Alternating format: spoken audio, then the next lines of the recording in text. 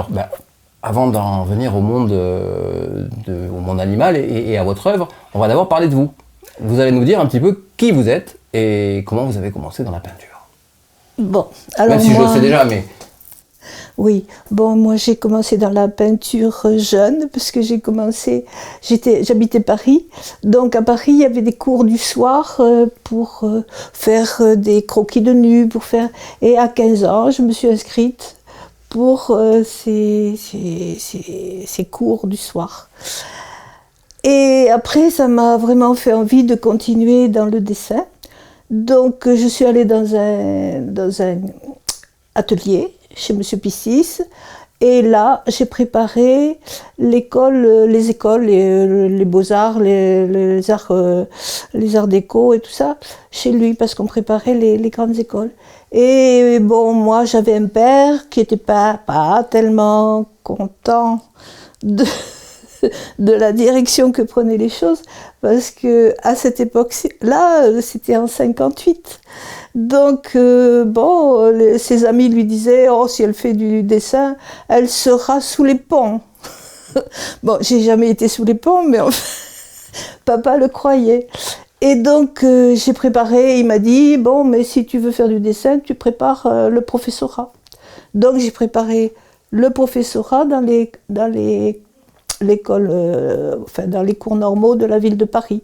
Donc, j'ai passé le professorat de la ville de Paris. J'ai le professorat de la ville de Paris. Voilà. Et seulement au moment où j'ai eu mon diplôme, j'ai connu Robert. Et je suis venue en Ariège, à Mirepoix, où j'ai eu un poste à Mirepoix. Et j'ai continué en Ariège. Mais à un moment donné, on a été muté dans la région parisienne. Là, j'ai eu des postes sans problème, puisque j'avais le professorat de la ville de Paris. Mais après, mon mari a voulu revenir en Ariège. Et là, en Ariège, il n'y avait pas de poste pour moi. Donc, j'ai démissionné de l'enseignement pour créer un atelier et faire de la peinture moi-même. Voilà. Et où j'ai fait j'ai fait des galeries, tout ça, et voilà. Alors, votre œuvre, comment vous commencez, là on a parlé de l'éveil, aussi de la dimension professionnelle, au travers donc de l'expression graphique, mais votre œuvre particulièrement, comment est-ce que vous avez commencé et qu'est-ce que vous avez choisi comme manière, comme Eh bien, au départ, j'ai travaillé c'est-à-dire que j'étais encore sous l'influence des profs que j'avais eus.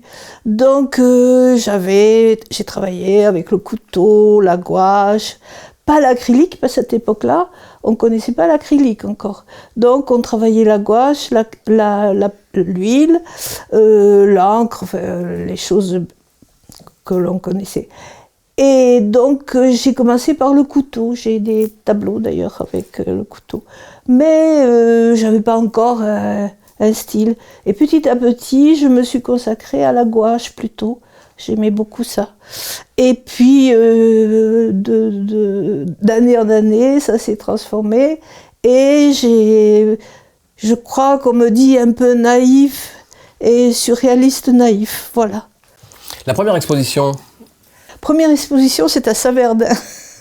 Je me souviens, c'est des amis qui m'avaient poussée à faire ma première exposition. Alors là, j'avais un peu de tout. Voilà. C'est la première et c'était en 61. Et ensuite, ça a continué. Et après, ça a continué. Voilà. Vous avez qualifié votre manière, votre style, mais comment, si on en parlait un petit peu plus, qu'est-ce que vous en diriez? Vous avez dit comment on le qualifie, mais vous la qualifieriez comment? Oui, un peu naïf, c'est sûr, mais je pense un peu naïf, surréaliste quand même, un peu... Oh, on me qualifie difficilement d'ailleurs, parce que je sais pas. Et vous? Moi, je sais pas. Je sais pas. C'est bon signe, c'est bon signe qu'un artiste n'arrive pas à se ranger dans une case, c'est très bien. Non, je sais pas. Ça sort comme ça, et puis, vous voyez, c'est un petit peu dans dans la même mouvance. La couleur est quand même un élément Elle est fondamental. importante, oui, pour moi. Elle est importante. J'aime la couleur, oui. Étant jeune, à Paris, dans un appartement, on a commencé à avoir une tourterelle dans la cage, mais elle était adorable, on la sortait. Et le matin, quand je devais me lever, maman envoyait la tourterelle, et la tourterelle venait me caresser le visage pour me réveiller. Voilà, ça c'est ma première approche des animaux. Et après... Comment ils sont devenus des personnages de vos œuvres? Parce que c'est un choix, enfin ils sont pas tout le temps, il n'y a pas tout le temps des animaux, mais... un paysage, il faut qu'il soit vivant, qu'il soit donc dans un paysage, on met des animaux, des oiseaux, des papillons, enfin, moi je trouve que c'est la vie ça. Hein, les animaux, c'est la vie. Un animal de prédilection dans vos peintures? Le chat, oui? Oh non, Ou non, plus? c'est... Non. Alors là, la belle, c'était ma chatte d'atelier. Elle était toujours à côté de moi quand je peignais. Et là, elle posait pour moi. Et puis, il y a quelques mois, elle nous a quittés. Ça a été un drame, hein, parce que je l'avais toujours à côté de moi. Elle était... Oui, elle était le chat d'atelier. Le monde animal et la peinture, c'est deux mondes, le monde de la peinture qui se côtoient depuis longtemps. Beaucoup d'artistes. Ah oui, ça, les artistes et la peinture, c'est fusionnel, je crois, hein, parce que... Alors, je vous ai mis justement des peintres qui sont ceux que je connais, évidemment. Il y a Maddy de la Giraudière, qui elle, a mis des animaux dans toutes ses peintures.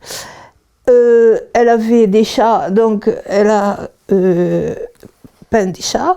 Après, il y a Léonore Fini, qui, elle, a fait des chats de toutes sortes et un peu particuliers.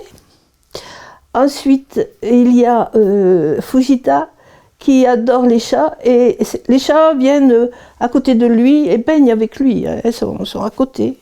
Voilà.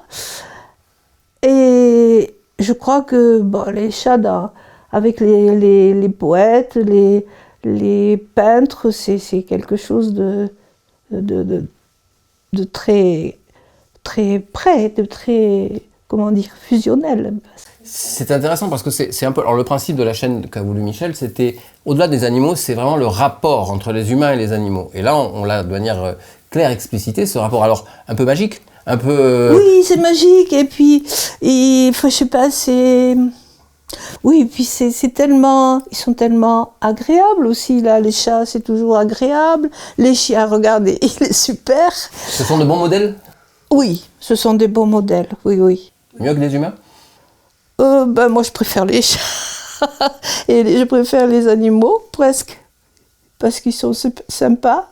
Sauf les chats quand ils m'enquiquinent de temps en temps, parce qu'ils sont maîtres dans la maison. Hein, ça, oui, ils font ce qu'ils veulent, comme ils veulent. Voilà. Cette chatte-là, elle s'est reconnue sur le tableau? Je ne sais pas si elle s'est reconnue, la pauvre. Elle était très, très belle, oui. Bon, il lui est arrivé un malheur.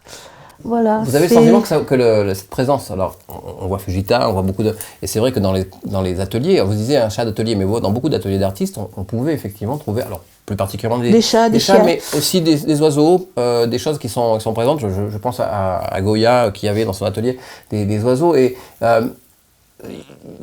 c'est un élément d'agrément. Oui. Mais c'est peut-être aussi un élément inspirant, alors comme modèle, mais il y a peut-être... alors, sans aller dans de communication ou autre, hein, sans partir sur des choses comme ça, mais il y a peut-être un apaisement particulier lié à la présence d'un chat pour un artiste, ou d'un animal, pardon, pour un artiste. Oui, je pense que c'est une compagnie quand on peint, parce qu'on est seul quand on peint, on est vraiment isolé du monde, hein.